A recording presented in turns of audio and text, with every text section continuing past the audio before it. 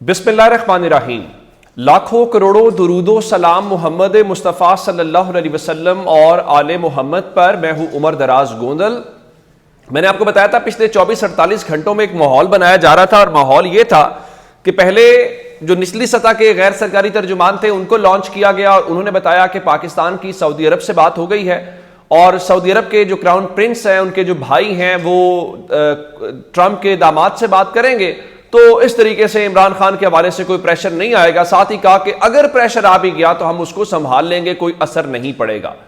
अब सऊदी अरब को इसमें एंगेज करने की कोशिश की गई। ये एक लिहाज से ट्रैप भी हो सकता था कि पाकिस्तान तहरीक इंसाफ जो है वो सऊदी अरब के हवाले से कोई स्टेटमेंट दे, कोई बयान जारी करे और उसको टीवी के ऊपर पीटा जाए और जो टीवी के ऊपर प्रेस कॉन्फ्रेंसेज हैं वो कही जाए कि देखें तहरीक इंसाफ जो है वो सऊदी अरब के भी खिलाफ है और देखें क्या हो रहा है। लेकिन आपको याद होगा एक बार स्टेटमेंट दी थी शेर अफजल मरवत ने सऊदी अरब के हवाले से और इमरान खान ने सरजरिश की थी और जो अल्फाज इस्तेमाल किए थे मैं अल्फाज यहां पे दोहरा नहीं सकता। और उसके बाद उनकी पार्टी में पोजीशन क्या रही वो भी आप जानते हैं। लेकिन इससे पहले कि पाकिस्तान तहरीक इंसाफ कोई जवाब देती, तहरीक इंसाफ कोई रद्द-ए-अमल देती, उस बड़ी खबर यह है कि सऊदी अरब से जवाब आ गया है। क्या सऊदी अरब की एम्बेसी ने जवाब दिया है? क्या सऊदी अरब की वजारत खारजा ने जवाब दिया है? नहीं, उनके एक ऐसी शख्सियत ने जवाब दिया है जो है तो पाकिस्तानी, लेकिन पाकिस्तान में बच्चा बच्चा जानता है कि वो किसकी तर्जुमानी करता है। अब मैं अगर आपको कहूं कि वो शख्सियत इमरान खान की काबीना में भी मौजूद होती है, वो शख्सियत शहबाज शरीफ की काबीना में भी मौजूद होती है, वो हर सरकारी दौरे में पाकिस्तान का जो भी यहां पे वफ्द जाता है उनकी तरफ से यहां पे जाते हैं। और जब भी सऊदी अरब के कोई मामलात होते हैं तो पाकिस्तान के अंदर मुजाहिरों से लेकर जो कुछ करना होता है वही शख्सियत है। उनका नाम हाफिज ताहिर अशरफी है, बड़े जिसामत के वो मालिक हैं। तो हाफिज ताहिर अशरफी सऊदी अरब के हवाले से आप जानते हैं जो उनका स्टांस भी है और पाकिस्तान में हुकूमतों में भी उनकी शमूलियत होती है और वफूद के हवाले से भी सारी बातें होती हैं। अब जब ये सारी बातें हो रही थी कि क्या वो सऊदी अरब पाकिस्तान के बारे में कहेगा, तो हाफिज ताहिर अशरफी के जरिए यह पैगाम दिया गया है कि जनाब सऊदी अरब का पाकिस्तान के दाखिली मामलात से कोई ताल्लुक नहीं है। लेकिन मैं आपको एक जरा उनके ट्वीट और पैगाम पढ़ के सुनाता हूं और फिर क्या ऐसा है कि सऊदी अरब पाकिस्तान के दाखिली मामलात में उसकी से है कि नहीं है और माजी में उसकी क्या मिसाल है। सबसे पहले ताहिर अशरफी साहब का बयान पढ़ के सुनाना आपको जरूरी है। उन्होंने कहा जी, ममलकत सऊदी अरब पाकिस्तान की दोस्त है, पाकिस्तान की दाखिली सियासत से उसका कोई ताल्लुक नहीं है। सऊदी अरब की क़यादत पाकिस्तान की अवाम और वतन को महबूब रखती है। हमें अपने दाखिली मामलात में उसको मुलव्विस करने की अफवाह साजी नहीं करनी चाहिए। इंपॉर्टेंट बात क्या है, अवाम का लफ्ज इस्तेमाल किया गया है कि सऊदी अरब जो है वो पाकिस्तान की अवाम को महबूब रखता है। और साथ ही जहां से जो बातें की जा रही हैं उसको ताहिर अशरफी की जबान में स्पेकुलेशंस या अफवाह साजी करार दिया गया है। इसका मतलब यह हुआ कि आपने जो अब्दुल्ला हमीद गुल के जरिए, मुनीफ फारूक के जरिए और बाकी जितने आपकी इस कबील के लोग हैं उनके जरिए जो आपने स्टेटमेंट जारी करवाई, जो आपने बयानियां बनाने की कोशिश की कि अमेरिका साड़ी गल हो गई है। मसला यह है कि पिछले साल भी इन्हीं दिनों में मुस्लिम लीग नून यही बातें कर रही थी कि साड़ी गल हो गई है। जब हमारी बात हो गई तो 8 फरवरी को गेम पलट गई। अब आपने सऊदी अरब के हवाले से कहा कि हमारी बात हो गई है, अब वो कहना शुरू हो गया कि भाई हमारी कोई बात नहीं हुई, हम दाखिली मामलात में। लेकिन क्या सऊदी अरब की दाखिली मामलात में से है कि नहीं है? देखिए, एक बात होती है थ्योरेटिकल, एक बात होती है प्रैक्टिकल। प्रैक्टिकल बात यह है कि सऊदी अरब की पाकिस्तान के दाखिली मामलात में से है। आप कहेंगे कैसे? आपको याद होगा कि पाकिस्तान में मार्शल लॉ लगा और नवाज शरीफ साहब जो हैं उनको जेल में बंद कर दिया गया और मुशर्रफ ने। और उस वक्त किसकी मुदाखलत से? ठीक है, अमेरिका भी होगा, क्लिंटन ने भी कहा, लेकिन सऊदी अरब भी उसमें इन्वॉल्व था। आखिर सऊदी अरब इन्वॉल्व था तो आपने उनको यहां से निकाला और आपने जद्दा में उनको रिहाइशगाह फराहम की।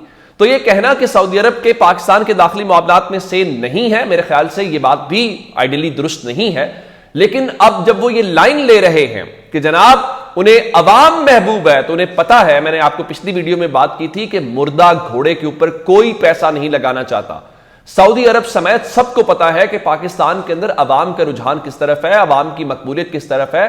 तो इस हुकूमत के साथ खड़े होना तो घाटे का सौदा है। तो वो ऐसा क्यों काम करेंगे? मैं नहीं समझता कि वो इस तरफ जाएंगे। अब एक बात हो गई दूसरी बात अडियाला से है।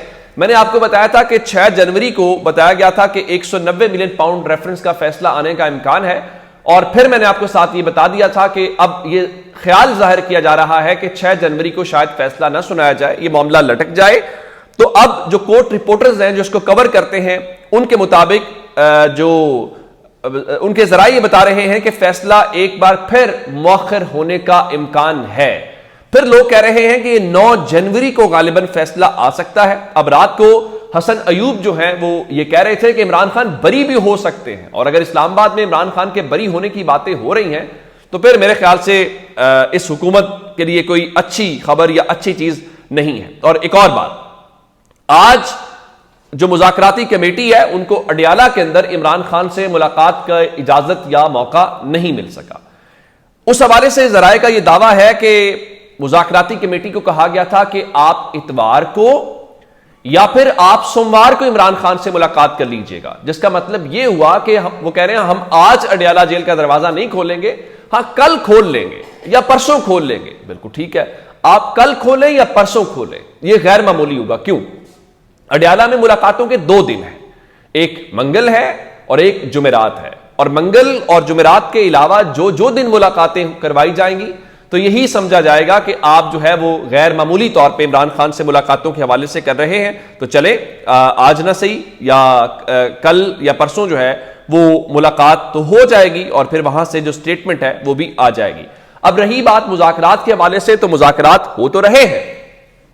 अब मैं आपको बार बार कहता रहूं कि ये जाहिरी मुलाकातों या मुज़ाकरात के ऊपर ना रहिएगा। अब जो बैकडोर मुज़ाकरात के हवाले से दावे हो रहे थे, जिस पे आज अंसार अब्बासी साहब ने कहा जी वो बैक चैनल मुज़ाकरात जो हैं वो रुक गए हैं, और रात को शेर अफजल मरवत कह रहे थे और बाकी लोग भी कह रहे थे, जिसमें बैरिस्टर गौहर ने भी कहा कि हमारे 26 नवंबर से पहले भी मुज़ाकरात और चीजें चल रही थी और अच्छे लेवल पे चल रही थी, फिर किसी लेवल पे जाकर चीजें रुक गई। अब वो क्यों रुक गई उसकी वजूहात भी सब जानते हैं। और इन मुज़ाकरात को लेके यही कहा जा रहा है, सोहेल बड़ाइश ने भी ये लिखा जी अगरचे फिलहाल मुज़ाकरात की कामयाबी का इम्कान कम है, कोई बड़ा रिलीफ भी किसी फरीक को मिलने वाला नहीं है, कई बार मुज़ाकरात तातुल का शिकार होंगे, मगर फिर भी मुज़ाकरात ही वाहिद हल हैं। पाकिस्तान की मुस्तकबिल की तारीख में लड़ाने वालों का नहीं, सुलह कराने वालों का नाम सुनहरी हुरूफ में लिखा जाएगा। और फिर कहा कि लचक मुज़ाकरात की कामयाबी को यकीनी बनाती है। एक तरफ फौजी अदालतें सजाएं सुना रही हैं, दूसरी तरफ इमरान खान कह रहे हैं कि मुज़ाकरात के दौरान भी तरसीलाते ज़र बंद करने की मुहिम जारी रहेगी, तो मुज़ाकरात की कामयाबी का कोई रोशन इम्कान नजर नहीं आता। तो अब लाइन क्या ली जा रही है? सुलह करवाना। कल तक आप क्या कह रहे थे? सबक सिखाना और इस किस्म की बातें। अब गंडापुर साहब के लिए क्या है? आप जानते हैं कि 2 दिन पहले अमन वाहिदा हुआ था कुरम में, और हमने आपको बताया था कि दोनों अतराफ ने साइन किए हैं, और आज जिला इंतजामिया का काफिला जाना था। और अब एक बुरी खबर यह है कि इमदाद लेकर जाने वाला जो काफिला है उस पर फायरिंग हुई है, और डीसी जावेदुल्ला महसूद समेत 7 अफराद जख्मी हो गए हैं और डीसी को अस्पताल मुंतकिल किया गया है। लेकिन अब तक की इतलात के मुताबिक जो डीसी जावेद महसूद हैं वो उनकी हालत खतरे से बाहर बताई जा रही है, और वहां पे वक्फे से फायरिंग हो रही है। आरपीओ को कोहाट का बताना है जी सर्च ऑपरेशन जारी है। बुनियादी तौर पे ये उस खित्ते में, उस इलाके में एक आग लगाने वाली बात है। और अब ब्लेम गेम क्या होगी? ब्लेम गेम जिस तरह शुरू हो गई है, फैसल करीम कुंडी ने कहा जी कुरम का जो फायरिंग का वाकया है वो सूबाई हुकूमत की नाकामी और नाअहली का सबूत है। कुरम में वाकया काबिल मजम्मत है। गंडापुर के ऑफिस से भी वो कह रहे हैं कि एक्शन लेंगे, सारी बातें हैं। और बैरिस्टर सैफ ने रवाना होना था, लेकिन फिलहाल उनको कहा गया आप रुक जाएं, और काफिला जो है इस वक्त छपरी के मकाम के ऊपर मौजूद है। अब इसके ऊपर हम एक दूसरे को कहेंगे, वो कहेंगे जी वफाकी हुकूमत इसकी जिम्मेदार है और दुश्मन इसमें से फायदा उठाएगा। ये हम सबकी नाकामी है, ये हम सबकी नालायकी है। हम जब तक गैर जरूरी चीजों में उलझे रहेंगे तो फिर इन मामलात के ऊपर हमें कीमत जो है वो अदा करनी पड़ेगी। अल्लाह ताला पाकिस्तान के ऊपर अपना रहम करे। अपना बहुत सारा ख्याल रखिएगा। खुदा हाफिज।